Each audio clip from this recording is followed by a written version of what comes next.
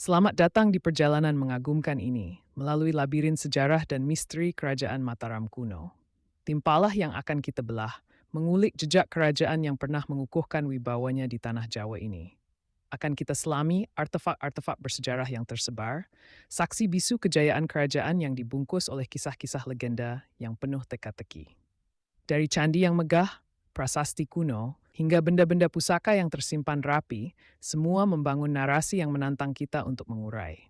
Misteri bukan hanya terletak pada apa yang bisa kita lihat dan pegang, tetapi juga pada apa yang bisa kita rasakan dan dengar. Kisah-kisah epik, cerita-cerita lama yang menggema lewat waktu, dan legenda-legenda yang memenuhi setiap sudut Mataram kuno. Tantangan kita adalah untuk menjelajah, mencari, dan akhirnya memahami. Menjadi seorang penjelajah bukan hanya tentang menemukan, tetapi juga tentang memahami. Dan itulah yang akan kita lakukan.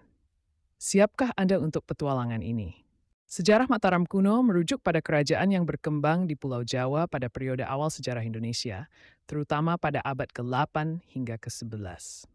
Kerajaan ini terbagi menjadi dua dinasti besar, yaitu dinasti Sanjaya yang berkuasa di bagian utara Jawa dan dinasti Shailendra yang berkuasa di bagian selatan Jawa.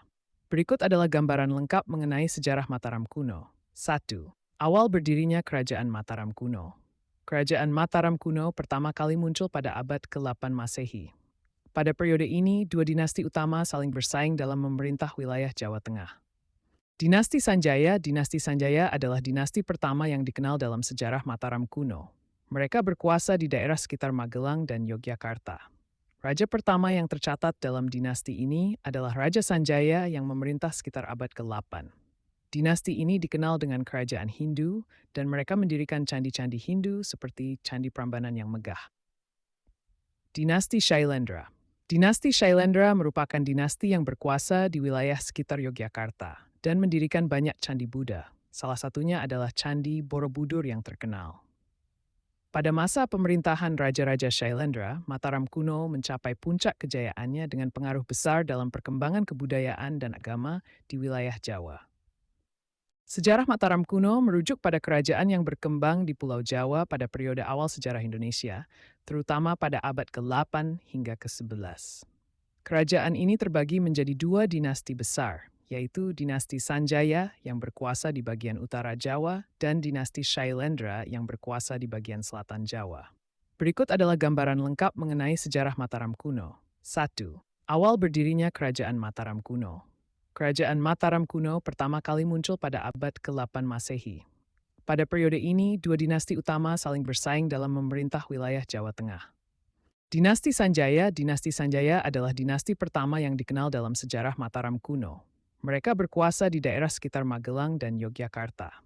Raja pertama yang tercatat dalam dinasti ini adalah Raja Sanjaya yang memerintah sekitar abad ke-8. Dinasti ini dikenal dengan kerajaan Hindu dan mereka mendirikan candi-candi Hindu seperti Candi Prambanan yang megah. Dinasti Shailendra. Dinasti Shailendra merupakan dinasti yang berkuasa di wilayah sekitar Yogyakarta dan mendirikan banyak candi Buddha. Salah satunya adalah Candi Borobudur yang terkenal. Pada masa pemerintahan Raja-Raja Shailendra, Mataram kuno mencapai puncak kejayaannya dengan pengaruh besar dalam perkembangan kebudayaan dan agama di wilayah Jawa. 2. Perkembangan kebudayaan dan agama pada masa Mataram kuno terdapat pengaruh besar dari India, baik dalam hal agama, budaya, maupun seni. Mataram kuno dikenal sebagai pusat kebudayaan yang sangat maju, yang menghasilkan banyak karya seni dan arsitektur, baik yang beraliran Hindu maupun Buddha. Candi Hindu, seperti Candi Prambanan yang dibangun oleh dinasti Sanjaya, merupakan simbol kemegahan kerajaan Hindu. Candi Buddha, seperti Candi Borobudur yang dibangun oleh dinasti Shailendra, merupakan salah satu keajaiban dunia dan simbol kemegahan agama Buddha. 3. Perang dan konflik antar dinasti. Pada masa awalnya, dinasti Sanjaya dan dinasti Shailendra sering terlibat dalam konflik untuk memperebutkan kekuasaan di Mataram kuno. Namun, pada masa tertentu, kedua dinasti ini pernah saling bersekutu.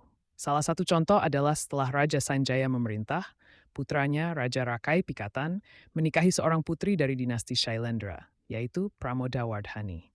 Melalui pernikahan ini, kedua dinasti tersebut berhasil berdamai dan bersatu. 4. Kejayaan Mataram kuno. Pada masa pemerintahan Raja Rakai Pikatan, sekitar abad ke-9, Mataram kuno mengalami puncak kejayaan. Banyak pembangunan besar dilakukan, termasuk pembangunan candi-candi megah, sistem pertanian yang maju, serta perdagangan yang berkembang pesat. Candi Borobudur dibangun oleh Raja Samaratungga dari dinasti Shailendra pada sekitar tahun 800 Mem. Candi ini merupakan monumen Buddha terbesar di dunia dan simbol kebesaran kerajaan Buddha di Mataram. Candi Prambanan dibangun oleh dinasti Sanjaya sekitar tahun 850 M sebagai penghormatan kepada Trimurti, Brahma, Wisnu, dan Siwa. Keruntuhan Mataram kuno. Pada abad ke-10, Mataram kuno mulai mengalami kemunduran. Beberapa faktor yang menyebabkan keruntuhan kerajaan ini antara lain adalah serangan dari kerajaan lain. Terjadi serangan dari kerajaan-kerajaan tetangga, terutama dari kerajaan Sriwijaya yang berada di Sumatera. Sriwijaya adalah kerajaan Buddha yang berusaha memperluas wilayah kekuasaannya di Jawa. Pergolakan internal. Terdapat pergolakan internal yang disebabkan oleh persaingan politik dan perebutan kekuasaan antara dinasti-dinasti yang ada di dalam kerajaan. Pergeseran pusat kekuasaan. Pada akhir abad ke-10, kekuasaan Mataram kuno mulai berpindah ke wilayah Jawa Timur, yang dipimpin oleh Kerajaan Kediri dan Singasari. Pusat pemerintahan Mataram kuno kemudian dipindahkan ke daerah yang lebih aman di sekitar Malang dan Kediri. 6. Peninggalan sejarah Mataram kuno. Mataram kuno meninggalkan banyak peninggalan yang hingga kini menjadi warisan budaya yang sangat berharga. Candi Borobudur, candi Buddha terbesar di dunia yang menggambarkan perjalanan hidup Buddha melalui relief-relief yang ada di dindingnya. Candi Prambanan, candi Hindu yang terdiri dari beberapa candi yang menghadap ke arah Gunung Merapi, dibangun untuk menghormati Trimurti. Prasasti. Berbagai prasasti yang ditemukan di daerah Jawa Tengah dan Yogyakarta, seperti Prasasti Kayu Munghar dan Prasasti Sukabumi, memberikan informasi tentang sejarah Mataram kuno. Warisan dan pengaruh Mataram kuno. Mataram kuno memiliki pengaruh besar dalam perkembangan budaya, agama, dan politik di Indonesia.